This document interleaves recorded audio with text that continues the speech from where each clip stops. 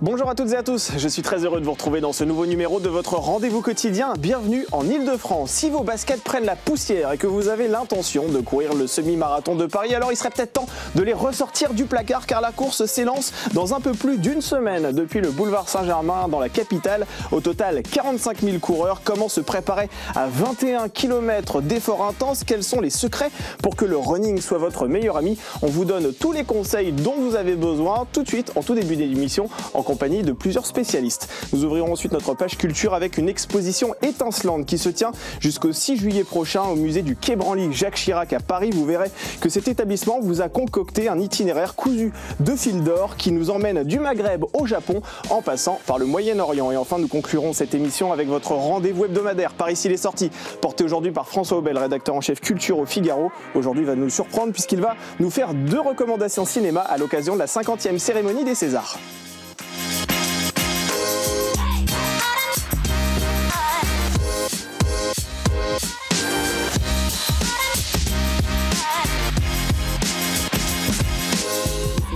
Allez, il est temps pour moi de vous présenter les invités qui vont m'accompagner lors de cette première partie. Yasmine Sevant, vous êtes la cofondatrice de l'agence Recette et du Recette Running Club. Soyez la bienvenue autour de ce plateau. Rémi David, vous exercez la profession de kiné du sport et vous avez aussi cofondé une structure de course à pied qui s'appelle cette fois-ci Octa Running Club. Soyez également le bienvenu autour de cette table.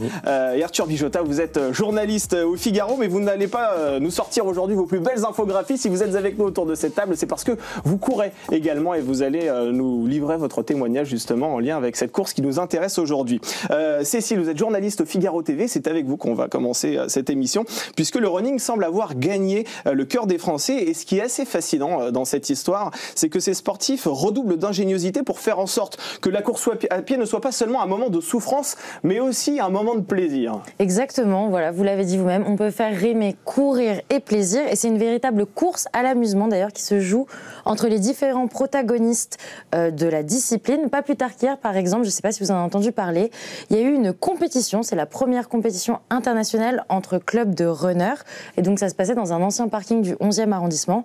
Donc vous l'aurez compris, on essaye de fédérer pour un peu se motiver et peut-être même se faire des amis, qui sait. Et pas que, j'ai l'impression aussi que la course, parfois, c'est un petit moyen de rencontrer l'amour, non? Exactement, exit les applis de rencontre. Beaucoup de coureurs seraient adeptes du running dating, donc à comprendre qu'on pourrait faire un petit rencard tout en courant. Et les clubs ont du flair d'ailleurs, parce qu'elles multiplient parfois les courses entre célibataires.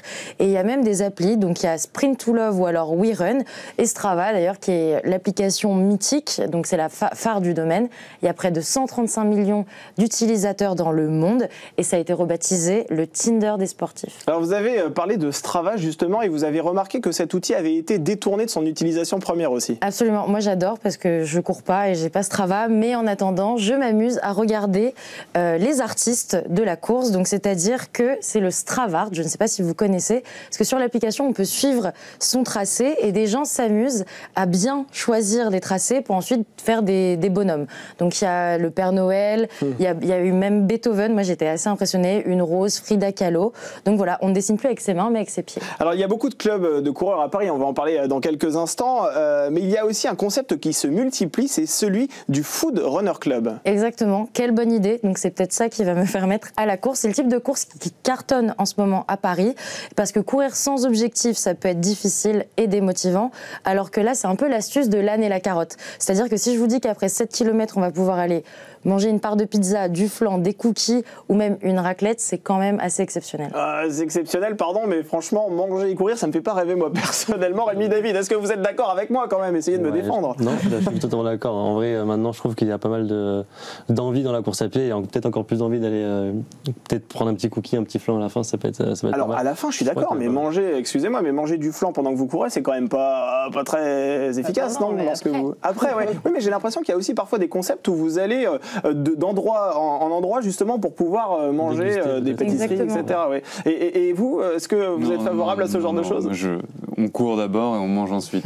Oui, vous avez bien raison. Est-ce qu'il faut d'ailleurs manger lorsqu'on court aussi? Ça, c'est une question que je vous pose parce que beaucoup de sportifs ont peur de la panne sèche lorsqu'ils pratiquent une activité physique. Est-ce que quand on court, il faut manger?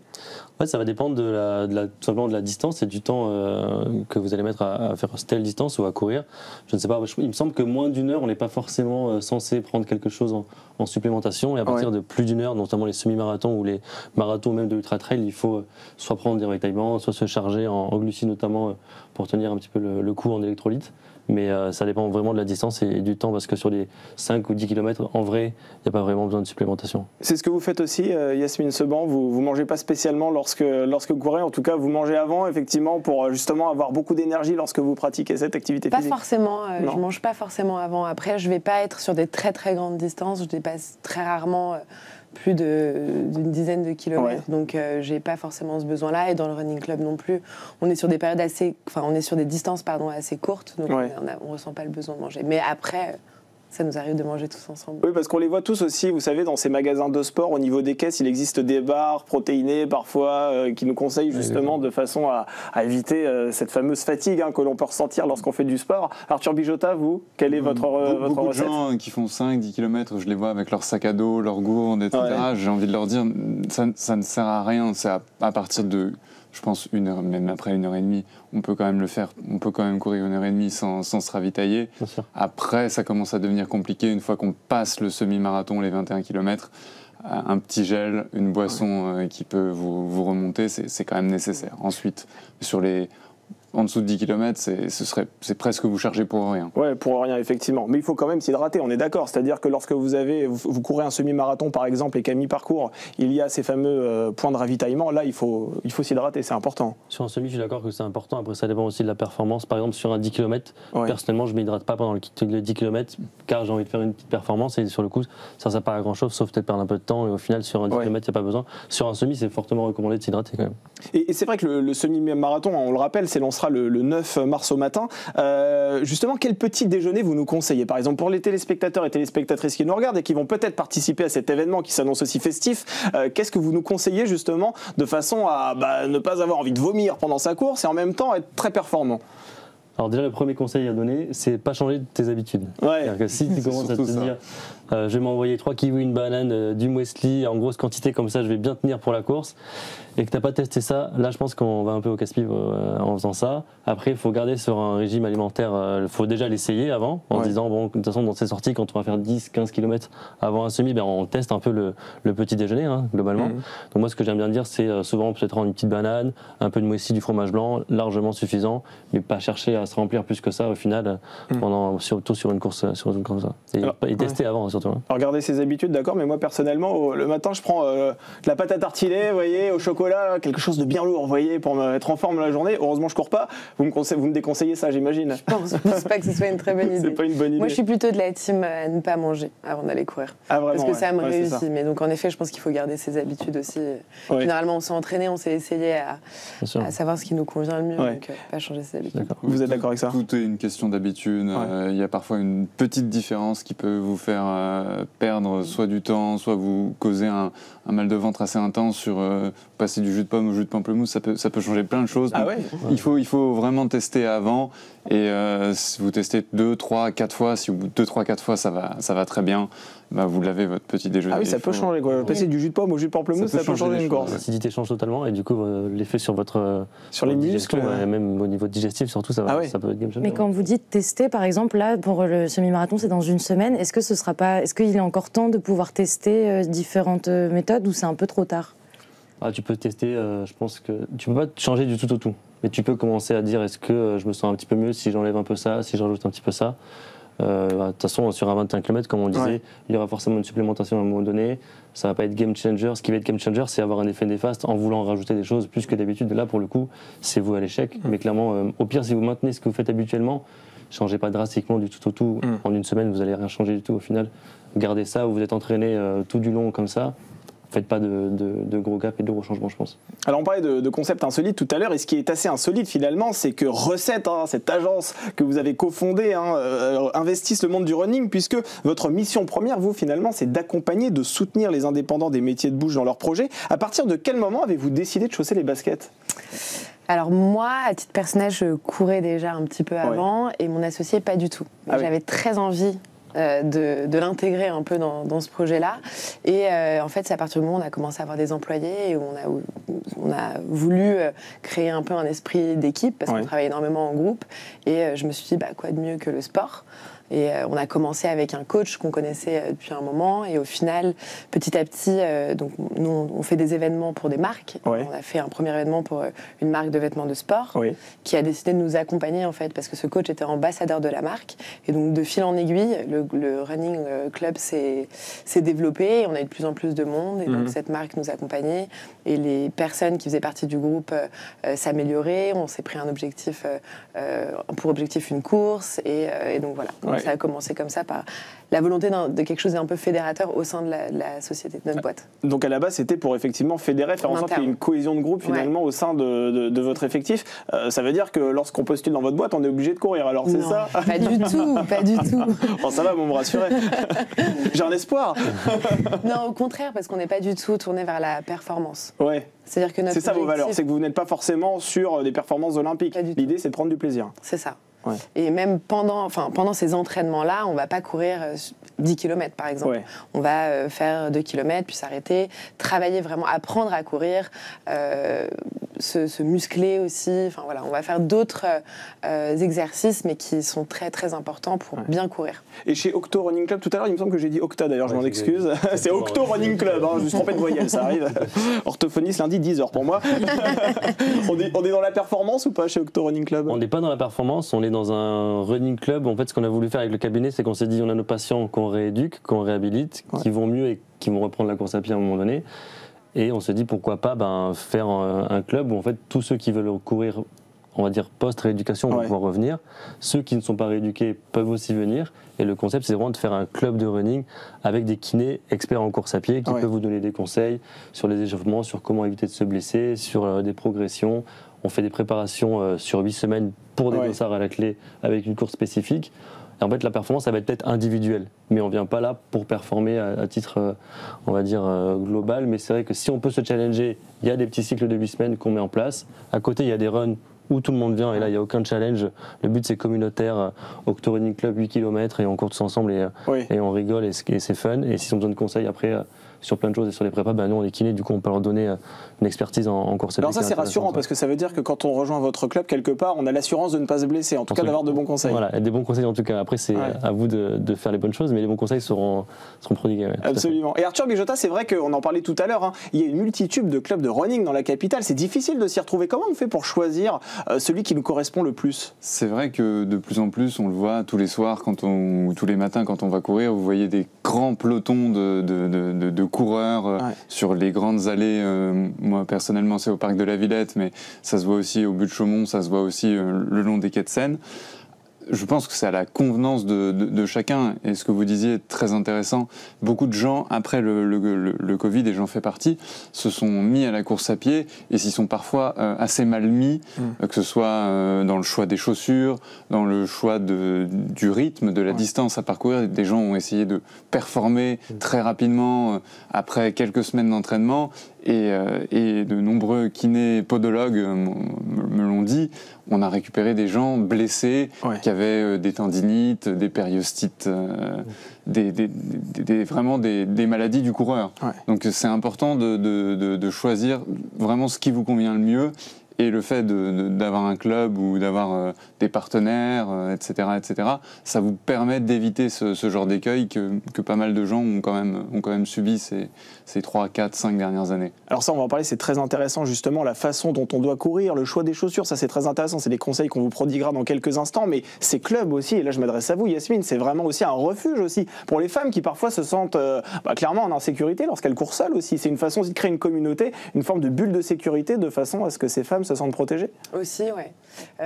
Moi, quand je cours toute seule, je sais que je n'y vais pas en hiver, par exemple, quand il fait nuit ou le soir un peu tard, parce que forcément, on a toujours un petit peu cette crainte-là. Et il y a un côté rassurant, mais je pense...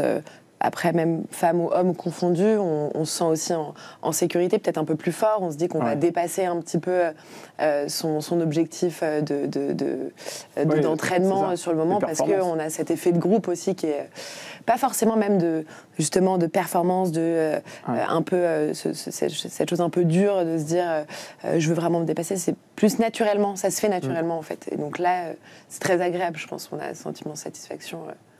Est-ce que vous avez aussi parfois des femmes qui viennent vous voir en vous disant moi ça me rassure d'être entourée, parce qu'on parle beaucoup aussi dans les faits divers malheureusement de ces femmes qui se font agresser quand elles courent seules. D'ailleurs il existe justement des réseaux d'entraide entre joggeuses de façon à ce qu'elles puissent dans des groupes notamment WhatsApp dire voilà moi je pars à telle heure, je vais à tel endroit etc. de façon à ce que s'il y a un problème on sait exactement où elles se trouvent. Est-ce que vous avez aussi ces femmes qui sont parfois inquiètes? Je pense, après, c'est pas quelque chose qui s'exprime forcément voilà, mais à mon avis, je pense que beaucoup peuvent le ressentir, mais vont pas l'exprimer clairement, mais c'est un effet rassurant, en effet. Bon, alors c'est un effet rassurant, mais est-ce qu'effectivement, il y a des femmes et des hommes d'ailleurs qui viennent dans ces clubs pour trouver l'amour véritablement? Parce que c'est vrai que vous parliez tout à l'heure de cette fameuse application-là, qui est un peu le Tinder du running, mais est-ce que dans ces clubs aussi, vous vous rendez compte que parfois, il y a des liens qui se tissent, quoi? Alors, dans le nôtre, pour l'instant, il n'y a pas de couples qui se sont formés, mais alors Qu'est-ce qui se passe? Mais peut-être que je ne sais pas tout. Ah, c'est ça, on vous dit pas tout alors. Hein. Et vous? Nous, ça se fait, ça se défait aussi. Mais non, ça c'est triste. Si, j'ai l'impression qu'il y a quand même des liens qui se font, des couples qui se font, que ce soit via Strava, comme vous disiez, soit via le running club ou autre. Mais je pense que c'est un bon moyen de s'évader et de rencontrer des gens aussi maintenant. Ouais, c'est vrai. Et vous le sentez ça aussi, vous, Arthur Bijotta? Strava, c'est un peu devenu un réseau social comme les autres. C'est-à-dire, on a ses amis, on dit ah tiens. Tel a couru tant de kilomètres, bonne performance, il s'est mis au vélo, il a fait du canoë, maintenant on a, avec les montres connectées, les téléphones, on a tendance à enregistrer tout ce qu'on fait, et il y a vraiment un côté réseau social où on prend des nouvelles, t'as pas couru pendant 3 semaines, 1 mois, t'as été blessé, qu'est-ce qui t'est arrivé? Donc il y a vraiment ce côté réseau social qui s'est créé sur ces applications de running et de sport en général. D'accord, mais c'est vrai que quand on fait du sport, généralement, on transpire, on est rouge comme une patate douce. C'est pas forcément le moment où on est, au mieux de sa forme, n'est-ce pas, pour séduire. Comment expliquez-vous justement que le running soit maintenant aussi devenu une forme d'outil de séduction quelque part? Je pense qu'à la base, le fait d'y aller, pas pour un date, mais en étant naturel, en allant courir, ça enlève pas mal de barrières, je pense, et on retrouve une vraie personne devant nous, à côté de nous qui court, on peut vraiment parler, il n'y a pas ce date, entre guillemets, exactement ça. Je pense que tu as totalement raison, il y a ce côté libre accès, mais à la fois, je suis moi-même, et à la base, je viens pas pour ça. Donc en fait, si tu m'aimes bien en ce moment, c'est que c'est moi, en fait. Oui, c'est ça. C'est une réponse au filtre Instagram, finalement, c'est ça. C'est une réponse pour dire, voilà, je suis là en toute authenticité. Alors après, comment on peut aussi, alors ça c'est une question vraiment qu'on peut se poser, notamment si on n'habite pas forcément à Paris, mais comment peut-on trouver agréable la course à pied à Paris lorsque l'on doit slalomer entre les travaux, parfois même prendre tous les risques pour aller sur la chaussée parce qu'il faut éviter justement l'échelle qui se trouve et qui est mal rangée sur le trottoir, vous voyez, c'est difficile, non, de l'extérieur en tout cas, de dire qu'on peut prendre du plaisir lorsqu'on court dans Paris. Alors je pense qu'il y a plusieurs justement running clubs et certains qui vont être un petit peu plus citadins on va dire et d'autres qui vont au contraire aller s'évader parce qu'on on est à Paris mais on a quand même de grands parcs donc je pense qu'aussi c'est très agréable de courir sur les quais de Seine il y a une partie très très citadine. Nous, je sais qu'on essaie de sortir un maximum de ça pour s'évader un petit peu. Vous ne courez pas forcément dans Paris intramuros, vous allez à l'extérieur? Ça nous arrive, mais on essaye un peu d'avoir un objectif de destination d'un parc ou du moins un peu plus de verdure que... Et Rémi David, vous êtes plutôt ville ou extérieur? Je suis totalement d'accord. Nous, notre cabinet, enfin, deux cabinets, mais notre premier cabinet est dans le 9e. On part du 9e pour chercher un endroit un peu évadé. Donc, on va souvent au Jardin des Tuileries, les quais de Seine. On peut aller chercher des bois, le parc Monceau ou autre. Vraiment, c'est le point d'ancrage de là où on veut aller. Parce que courir dans la ville, on le sait, c'est vraiment c'est pas le top du tout. Courir sur un trottoir, c'est juste on a 5-10 minutes où on se dit, bon, on va se slalomer. Et après, on arrive dans un espace vert ou alors le long des berges de Seine. Et dans ce cas-là, c'est beaucoup plus agréable. Et c'est un peu ce qu'on recherche aussi dans notre parcours. parcours pour pouvoir faire le tour des parcs, je sais pas, pour potentiellement faire Parc Monceau, pour aller vers les jardins de Luxembourg, pour faire une petite boucle et revenir. C'est plutôt sympa parce qu'à chaque fois on a des points d'espace vert et c'est vraiment cool à mettre en place. Ouais. Vous aussi, Arthur Bijota, vous cherchez les points verts qui ornent un peu la capitale? C'est tout à fait ça. On part de son logement, de son appartement. On sait qu'on a, comme vous disiez, 5-10 minutes de slalom où c'est dur d'être performant, c'est dur de se mettre dedans. Puis après, on arrive sur les quais de Seine, sur les quais du canal Saint-Martin, du canal de l'Ourcq. Il y a aussi pas mal de parcs vraiment très adaptés à la course. Et parfois, il y a même des embouteillages de coureurs dans certains parcs. Ah non, mais ça, pardon, mais c'est insupportable. Vous attendez pas les seuls. En voiture, si en plus vous êtes obligé d'attendre quand vous êtes à pied, c'est compliqué quand même. Donc voilà, c'est les conseils que vous nous donnez, hein, c'est-à-dire aller dans des forêts, enfin dans les bois, pardon, en tout cas dans les poumons verts de la capitale, et puis aussi s'excentrer, ça c'est très important pour trouver un petit peu d'espace. Alors, je m'adresse aux professionnels du corps humain que vous êtes. Ouais. Paris, c'est vrai que c'est une ville assez polluée. Ouais. Est-ce que inspirer et expirer à un rythme assez intense, c'est bon pour le corps ? On va dire que c'est pas bon pour le corps. En soi, si on était à Pékin, au New Delhi, vraiment un endroit ultra dense en termes de population, il y aurait clairement beaucoup plus de problèmes liés à ça. Vous savez que depuis que Paris a quand même été un peu modifié en termes d'infrastructure, il y a beaucoup moins de voitures, il y a beaucoup plus de vélos électriques, scooters électriques, etc. Mais je pense qu'on a tous un intérêt à aller chercher un espace vert quand même, à courir le matin tôt, quand il n'y a pas de voiture. C'est pour ça qu'il y a beaucoup de gens qui courent le matin, essentiellement, parce qu'en fait, ils recherchent le fait qu'il n'y ait pas de trafic, qu'on soit d'accord. Après, c'est vrai que, comme on dit, les 5-10 minutes de trafic, c'est un peu l'échauffement aussi de notre course à pied pour arriver dans un espace vert où on peut un peu plus ventiler, parce qu'on le sait, hyper ventilé dans la pollution, ça pour le coup on sait que c'est quand même c'est pas très bon, c'est pas top en termes d'ingestion de dioxyde d'azote, d'ozone et même des mini-particules qu'on peut avoir, c'est pas la folie. Quand vous hyperventilez, quand vous faites du fractionné, moi j'invite tout le monde à aller dans des espaces verts le long de Seine et à vraiment respirer par le nez, parce qu'on sait que le nez c'est un espèce de filtre naturel aussi, en quelque sorte des particules. Donc ça, c'est des petits conseils qu'on peut avoir qui peuvent être intéressants à mettre en place. Vous trouvez ça bien de parler, quand vous disiez avec les running clubs, est-ce que c'est bien de parler pendant qu'on court justement pour ces questions aussi de respiration?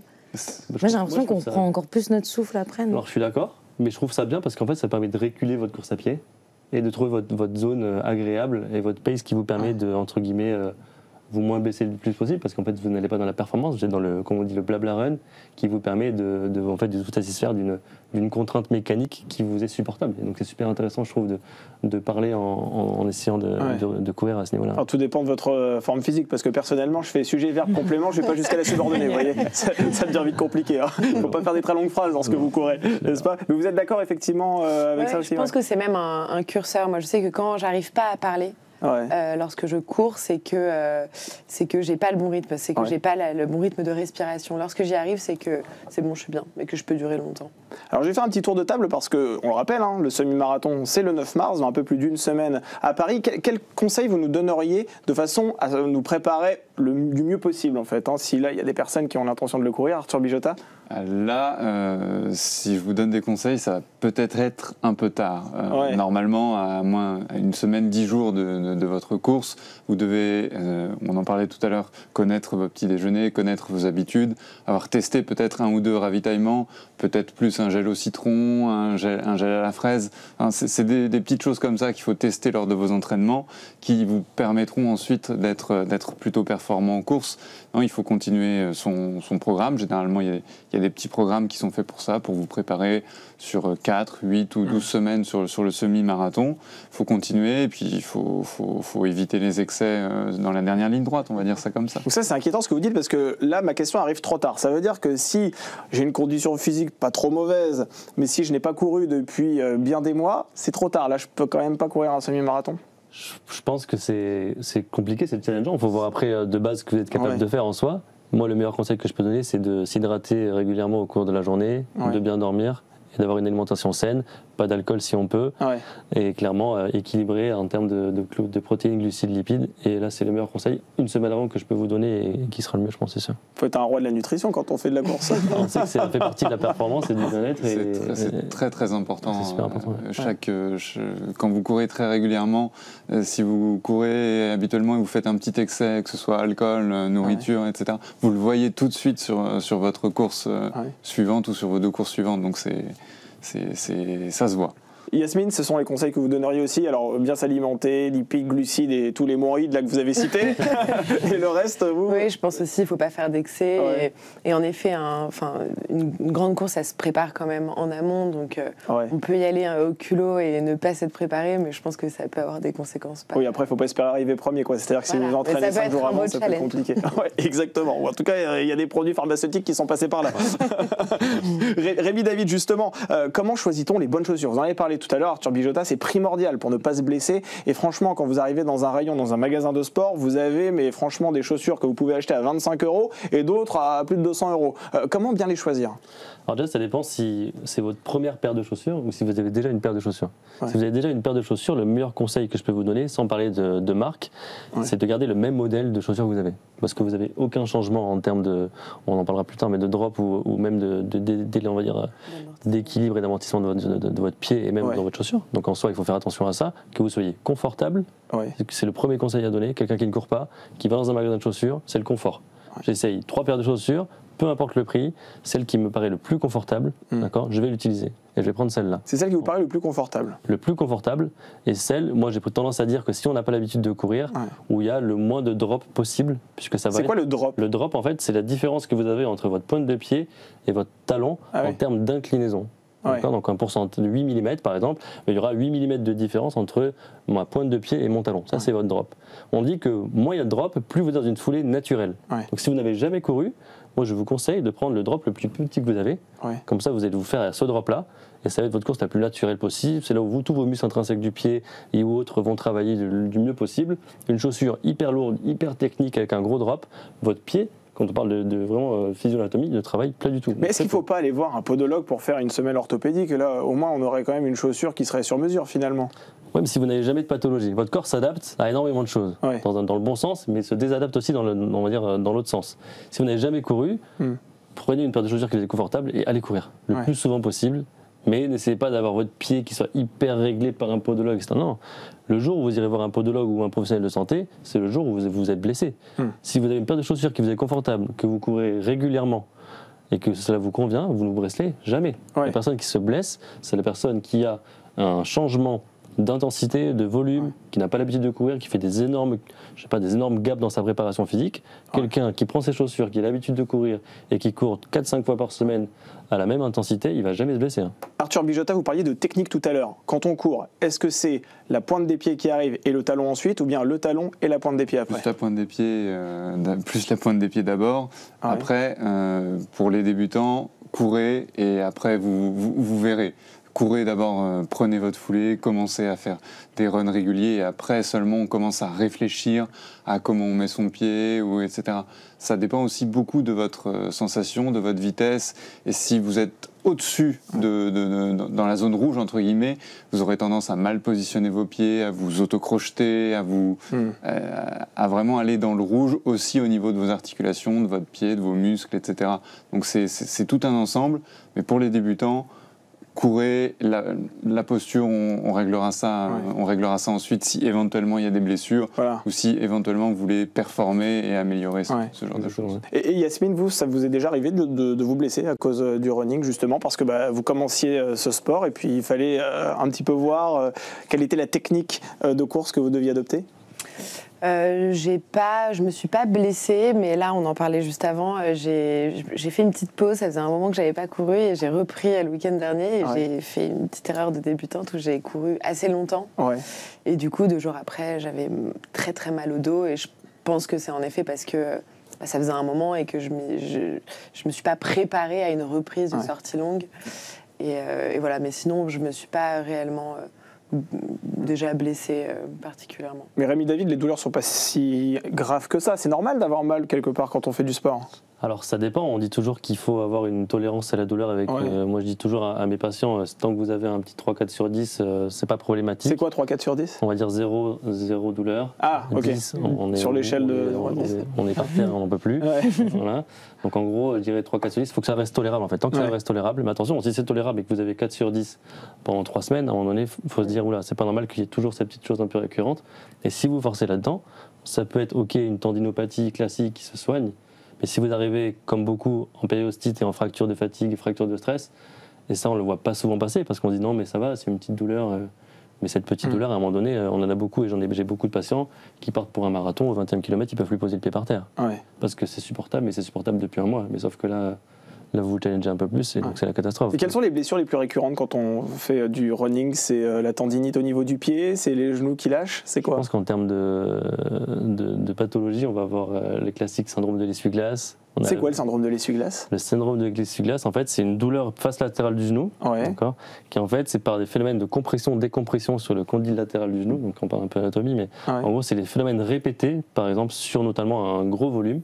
C'est la répétition, en fait, de l'action sur la même ligne droite, qui fait une compression-décompression sur le condyle latéral du genou, et ça crée une inflammation locale.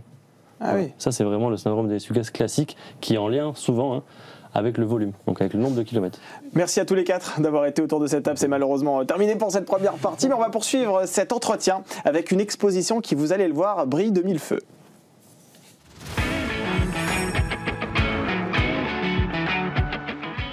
Allez, c'est une exposition qui, vous allez voir, va vous fasciner, tant les pièces qui sont exposées sont absolument magnifiques. Il y a de l'or, c'est le métal qui nous fait tous rêver. Et aujourd'hui, on a le plaisir de recevoir sur ce plateau Anna Chidiac. Bonjour à vous, soyez la bienvenue autour de cette table. Alors, vous êtes la commissaire de cette exposition intitulée Au fil de l'or, l'art de se vêtir de l'Orient au soleil levant. C'est au musée du Quai Branly-Jacques Chirac que ça se passe, c'est jusqu'au 6 juillet prochain. Qu'avez-vous envie de montrer à travers cette exposition? Beaucoup de choses. Oui, parce qu'elle est riche, effectivement, on va en parler. Alors, on n'aura peut-être pas assez de temps pour tout dire, mais en tout cas, effectivement, alors, quels sont les points principaux que vous avez l'intention de mettre en exergue à travers cette exposition que vous organisez au musée du Quai Branly? Comme je disais, de très belles choses. Tout d'abord, cette exposition est née autour d'un noyau de nos collections, des costumes féminins essentiellement, provenant d'une vaste zone allant du soleil couchant au soleil levant. C'est autour de ces costumes féminins que j'ai eu l'idée de faire une exposition. Ils ont un point commun, ils sont la plupart tissés, brochés d'or, haussés de cantilles, etc. Et donc l'idée était au départ de faire quelque chose autour de ces techniques. Mais ayant une formation d'archéologie, j'ai voulu en savoir plus sur l'or, savoir exactement à partir de quand l'homme a décidé de marier les fibres d'or avec les fibres textiles. Ça, c'est fascinant. Et donc, c'est comme ça que toute mon aventure a démarré. Eh bien, écoutez, pour mettre des images sur les mots que vous venez de prononcer, je vous propose de regarder la bande-annonce de cette exposition et on en parle juste après.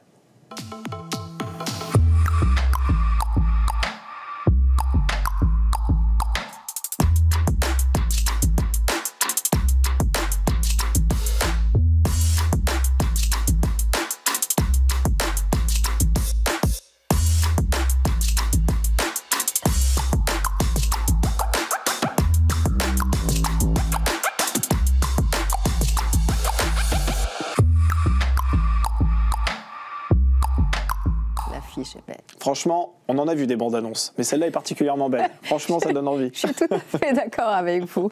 J'avoue, je traverse l'exposition et je me dis, qu'est-ce que c'est beau. Ouais, franchement, on va en voir. Alors, on va en voir des pièces, restez avec nous parce qu'on va vous faire découvrir des robes de mariage notamment qui, vous allez voir, sont de toute beauté. Mais comme le titre l'indique, vous avez choisi de voyager hors des frontières de l'Europe. Alors ça, c'est la question que je vais vous poser. Pour quelle raison? Parce que l'histoire de l'or et du fil d'or en Europe n'est pas si intéressante que ça, c'est ça? C'est pas ça du tout. Déjà, quand l'idée est née de cette exposition autour de ces costumes, il s'agit essentiellement de costumes. Les collections du Quai Branly, c'est des collections extra-européennes. Donc, la collection de costumes qui m'intéressait, ils provenaient tous de régions autres que l'Amérique et l'Afrique. Il y a un phénomène qui s'est déroulé dans toute cette région, c'est que c'est là que l'homme, c'est dans le monde méditerranéen, en Asie, que l'homme a décidé d'agrémenter les costumes avec de l'or. Et les premiers ornements, c'est justement quand ce projet est né, j'ai voulu en savoir plus sur l'histoire de l'or et donc j'ai découvert la première chose qui était un émerveillement pour moi. L'homme est arrivé sur la Terre. L'or ne s'est pas formé sur la Terre. Et donc j'ai voulu en savoir plus en contactant un astrophysicien, un directeur du CNRS, qui m'a répondu avec vraiment, d'une manière très claire, l'or s'est formé il y a des milliards d'années. Moi je lui parlais en milliers d'années. Il me dit, Madame Chidiac, je vous parle en milliards d'années. En milliards d'années.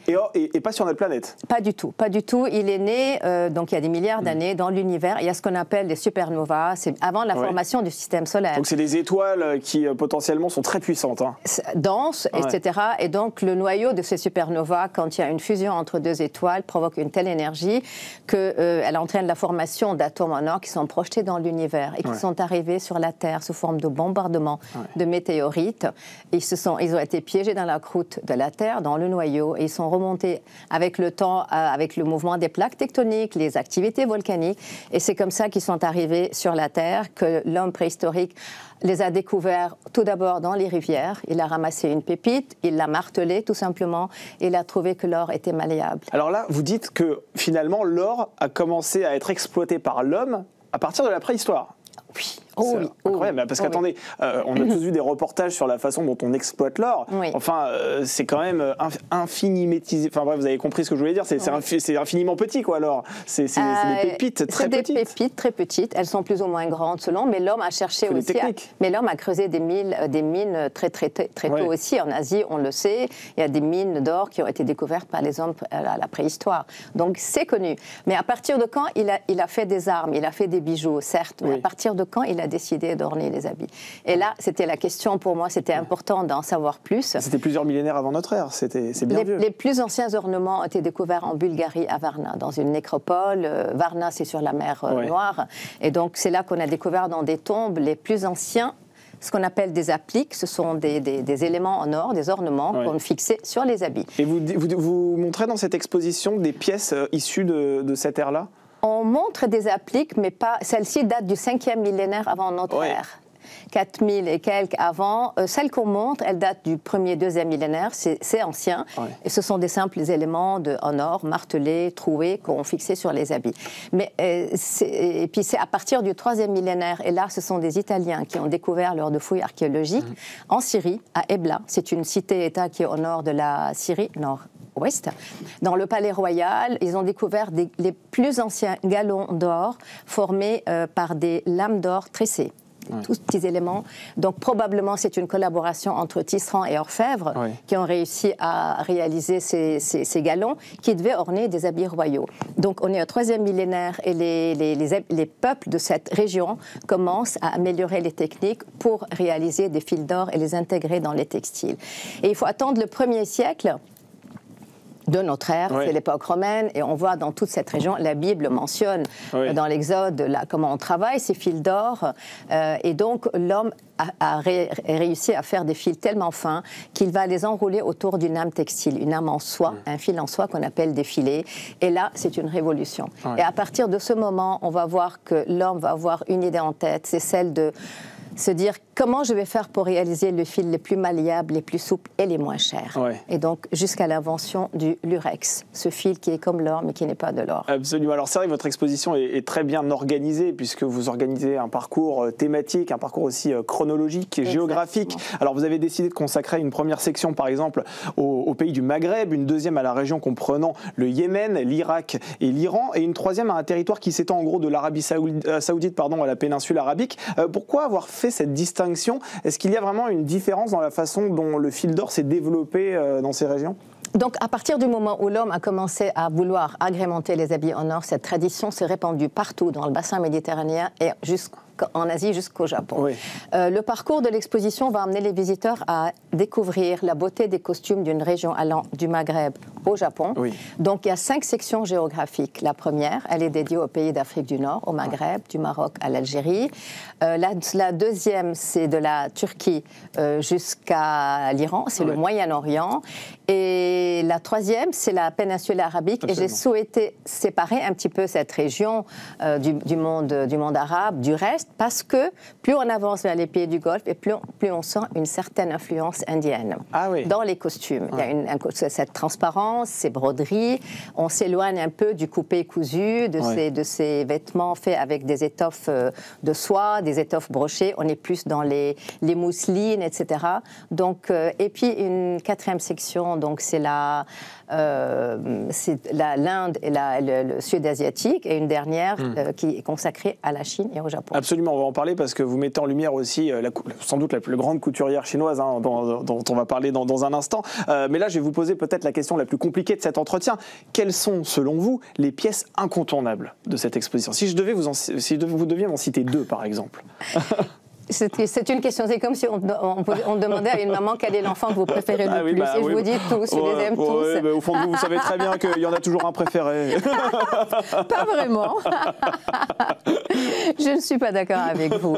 Tous les costumes sont très beaux. Et je vous raconte quelque chose. En installant l'exposition 2 semaines avant l'ouverture, on déballait les caisses et donc tout affluait, les costumes de Kaopei et nos collections. Et je passais mon temps à dire qu'est-ce que c'est beau. Tout est très beau. Bon, il y a peut-être dans nos collections, tous les costumes sont beaux. Je vais laisser les visiteurs les découvrir. Les costumes de Kaopei, je suis étonnée par la première qui clôt la section introductive et qui est dotée d'une sorte de pan arrière qui est couvert de plein de petits éléments comme des pépites d'or. Et on a l'impression que cet or arrivé du ciel est arrivé sur cette robe. Donc personnellement, je me suis émerveillée en travaillant sur cette exposition. J'ai appris beaucoup de choses.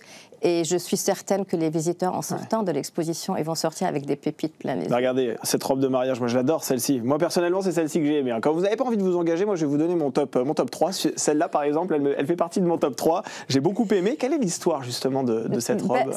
Elle est très belle, l'histoire de cette robe. Déjà, elle a été donnée au Musée de l'Homme. Elle fait partie de la collection de Jacques Domal. Jacques Domal, qui est de cette grande famille française. Donc, toute sa collection, il a été longtemps diplomate, 19 ou 20 ans en Égypte et à Jérusalem. Et c'est en étant à ce poste qu'il a commencé à collectionner des costumes de cette région. Après, il l'a ouvert un petit peu. Et donc, le musée du Quai Branly conserve à peu près 600 costumes de la collection Domal. Et celle-ci en fait partie. Elle a été réalisée en Égypte par une couturière qui s'appelle probablement on ne connaît pas son prénom, Cécile.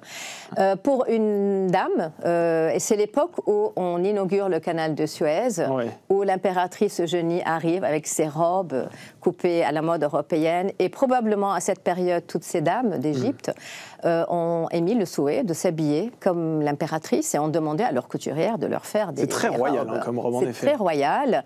Elle a tout, elle a la traîne, elle a cette taille qui est très serrée, probablement c'est une jeune femme.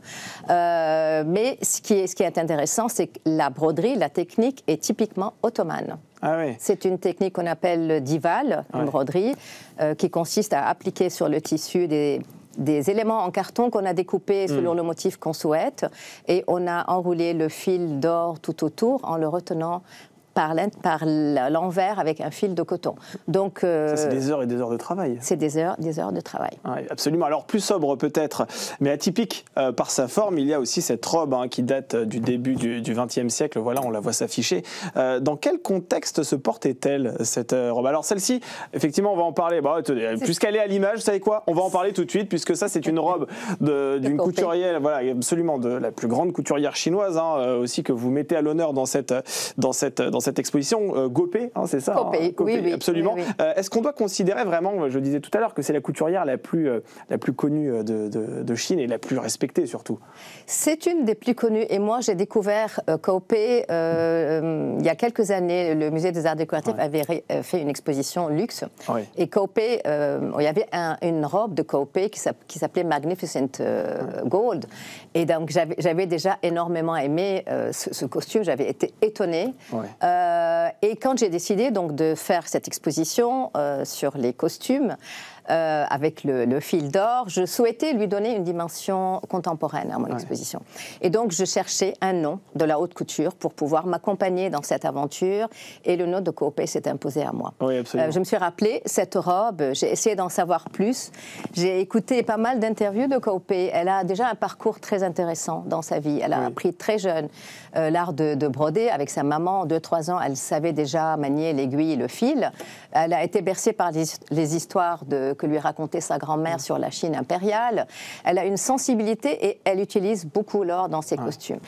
Kaopei s'est intéressée très tôt à sa civilisation, à la civilisation chinoise. Elle est très impressionnée, mais elle s'est intéressée aux autres civilisations, aux mythes, légendes du monde, comme les 1001 nuits. D'ailleurs, dans le parcours de l'exposition, il y a une robe qui a été faite sur le thème des 1001 nuits et dans lequel elle reprend à sa manière ce pantalon bouffant, ce serre-voile, ce gilet qui rappelle un petit peu le travail de l'origami. Donc Kaupe, voilà, j'ai mis le souhait de travailler avec elle.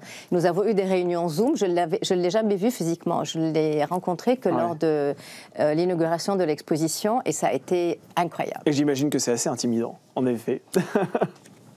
Non, j'étais ravie et je pense qu'elle est venue la veille de l'exposition, elle a souhaité visiter l'exposition pour voir un petit peu et je pense qu'elle était agréablement surprise. Jusqu'à maintenant, elle souhaitait depuis toujours, d'après ce qu'elle disait, exposer à Paris et au Quai Branly, elle voulait et donc participer à cette exposition dédiée à l'or, je pense qu'elle était enchantée. Eh bien, merci. Et moi aussi. Merci beaucoup Anna Chidiac. Alors je voulais tout à l'heure vous montrer une Europe qui datait du XXe siècle, vous ne la verrez pas, il faudra aller voir justement cette exposition, puisqu'on n'a plus le temps, figurez-vous, ça s'appelle Au fil de l'or, l'art de se vêtir de l'Orient au soleil levant, ça se passe au musée du Quai Branly Jacques Chirac jusqu'au 6 juillet prochain. Merci beaucoup d'avoir été sur ce plateau et on termine cette émission avec notre dernière rubrique, par ici les sorties.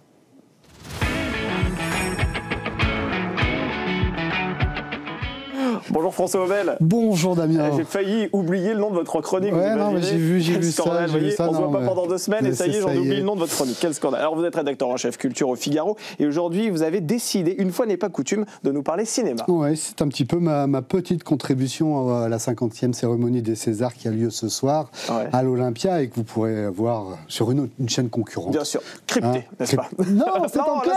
C'est en clair. Exactement, on l'a surmincé, mais ce sera en clair. Et donc c'est une expo, j'ai voulu vous accompagner vers une exposition dédiée au 7e art. Et elle est consacrée à un genre que le cinéma français, finalement, a très peu, mis à part peut-être à ses débuts, a très peu exploité et exploré. Alors, une petite devinette. Si je vous dis Elisabeth Taylor. Ah oui, je vois bien, je connais. Colette Colbert. Ah ouais, très bien. Ouais, Marion Cotillard. Ah oui, je connais évidemment. Ouais, Monica Bellucci. Alors, c'est quoi leur point commun ?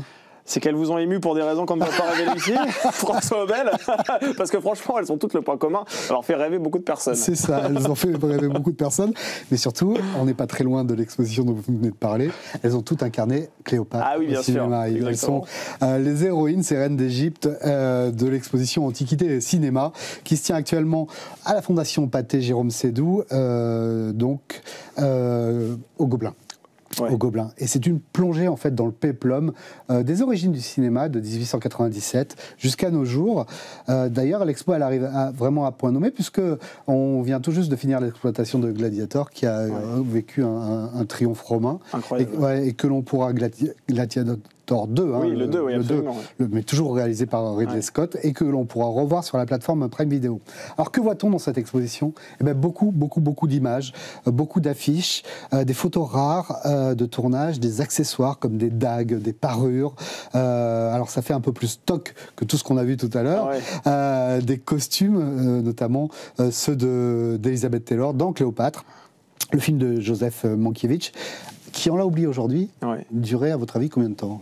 Il était très très long ce film. Alors je pourrais 4 heures, mais ça j'allais vous dire 3h30, mais on n'était pas loin. Non, ça c'est The Brutalist. C'en est un autre. 3h30, et puis surtout, c'est la richesse de cette exposition. En fait, on découvre de nombreux extraits de films. Alors on me dirait, c'est normal pour un musée dédié au cinéma. Encore fallait-il bien les choisir et qui servent le propos des 2 conservatrices qui sont Pénélope Ribou-Sédou et Stéphanie Salmon. Parce que, en fait, suivre comme ça, à travers une exposition, le fil d'Ariane de l'Antiquité au cinéma, c'est prendre le risque quand même de se perdre justement dans les dédales de l'histoire du cinéma. Donc elles ont voulu vraiment circonscrire au péplum, au film antique et à la présence de l'Antiquité dans le cinéma. Et d'ailleurs, dès qu'on arrive dans la Fondation Pathé, on s'arrête sur le char de Bénur. Il trône en majesté comme ça à l'entrée de l'exposition, juste devant l'affiche dessinée du péplum de 1959, signé William Wyler avec qui ? Vous voyez là, on l'aperçoit pas. Charlton Heston. Charlton Heston, bah voilà. Et voilà, je pense qu'on a les images du char, vous le voyez là. Ah oui. C'est le char derrière en second plan. Et c'est celui-là qu'on voit alors dans l'exposition. Ah oui, il est mythique, hein, c'est clair. Ah non, mais clairement, il est mythique. Alors, le décor est totalement planté. On est dans ce film de 59. On est en plein dans le deuxième âge d'or du péplum. Ça y est, nous sommes en toge, on a glissé nos orteils dans des sandales. On peut commencer l'exposition. Blague à part, on découvre que, en fait, l'Antiquité a très tôt été représentée au cinéma, dans le muet. On s'appuie déjà sur des récits mythologiques, sur des représentations de Rome, en fait, pour mettre en scène des films un peu grivois. Ah ouais? Ouais, c'est le début de l'érotisme passe par l'Antiquité. Bon, en France, et notamment chez Pathé, on en produit jusqu'en 1910, mais c'est du sujet plutôt antique et biblique. Le but, en fait, et ce qui accompagne la naissance de ces films antiques, de ces péplums, c'est de faire sortir cet art naissant qui est le cinéma du phénomène de foire que c'était, en fait. Et en lui donnant des sujets bibliques, mythologiques, on lui donne une autre aura. Et c'était ça au début. C'est comme ça que se lance le péplum. Ce qui donne au cinéma, une dimension un peu divine, finalement. Et puis, finalement, en France, ça prend pas. C'est trop cher. Et c'est l'Italie qui s'empare du sujet. Et ce genre devient un terrain d'expérimentation. On le voit là sur l'image de... Ça, c'est Les Derniers jours de Pompéi, c'est un film de 1926. Et on voit qu'on essaie la couleur, on essaie de coloriser sur le noir et blanc. Et il y a plein de... D'ailleurs, dans toute l'histoire du péplum, ça a été vraiment un terrain d'expérimentation technologique. Le cinémascope est né avec le péplum. C'est fou. Le péplum, c'est ça a été un laboratoire. Alors. Ça a été un vrai laboratoire. Et en fait... et en plus de ça, pour les Italiens qui vont devenir les maîtres du genre, le péplum sert la cause nationale. C'est-à-dire qu'on est au début du cinéma, le peuple est à peine réunifié en Italie, et c'est un moyen d'exalter le glorieux passé de la botte. À travers des vrais décors gigantesques en 3 dimensions, comme on peut voir là à l'image. C'est ceux du film Cabiria de 1914 et qui se passe en partie à Carthage. C'est une vision fantasmée de Carthage.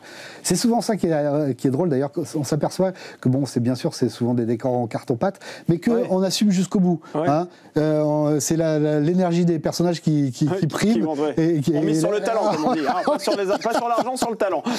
Après, ça va devenir un art très cher et trop cher. C'est pour ça que justement le péplum va peu à peu disparaître.